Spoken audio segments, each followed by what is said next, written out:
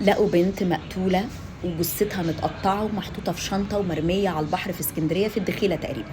التحريات أثبتت إن البنت دي عندها إعاقة ذهنية أو عندها مشكلة ذهنية، وفي واحد منه لله طبعا استدرجها وحصل بينهم علاقة، وبعد كده لقى معاها فلوس فسرق منها الفلوس وقتلها وقطعها وحطها في شنطة ورماها على البحر. بعد كده اتضح أو اتقال إن البنت دي كانت موجودة في دار معينة، والدار دي اتقفلت من فترة قليلة. بناء عليه البنت راحت لأهلها أو رجعت لأهلها اللي هم رافضينها ورموها في الشارع، والبنت دي يا حبيبتي طبعا قعدت تلف مش عارفة تروح فين، والراجل ده بقى استدرجها وحصل اللي حصل. ثم إننا نتفاجئ امبارح إن أهل البنت طلعوا قالوا إن مش دي بنتنا، أمال اللي ماتت دي مين؟ لا محدش يعرف.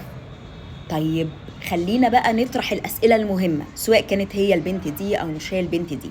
الدار اللي اتقفلت دي وساعتها قالوا إن صاحبتها مش عارفة سمعتها عاملة إزاي وصاحبتها حرامية أنا والله ما أعرف صاحبتها شخصيا ولا أي حاجة خالص، ومش هذكر حتى أسامي. طيب انتوا لما قفلتوا الدار وقررتوا إن انتوا تنهوا هذه المهزلة بتاعة السرقة وبتاعة لم التبرعات على حس الناس دي، وديتوا الناس دي فين؟ هل كان مصيرهم ان هم فعلا يترموا في الشارع؟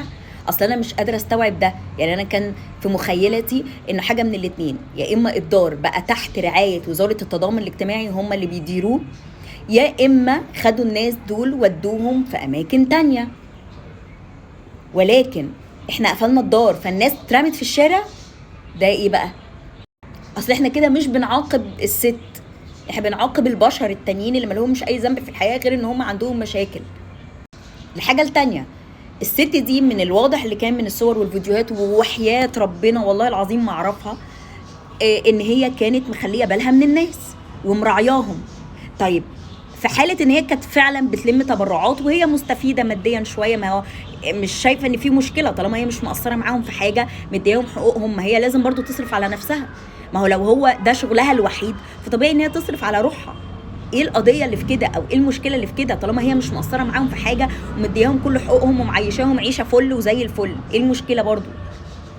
ممكن نعمل رقابه عليها، ولكن نقفل الدار ونشرد الناس؟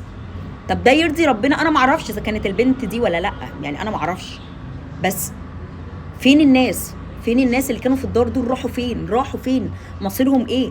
ما هم لو فعلا عندهم مشاكل واعاقات وعندهم هلاوس او عندهم اي اضطرابات، ما دول هيبقى مصيرهم كده يا جماعه. لو هم في الشارع يبقى مصيرهم ان هم هيتقتلوا، هيروحوا فين يعني؟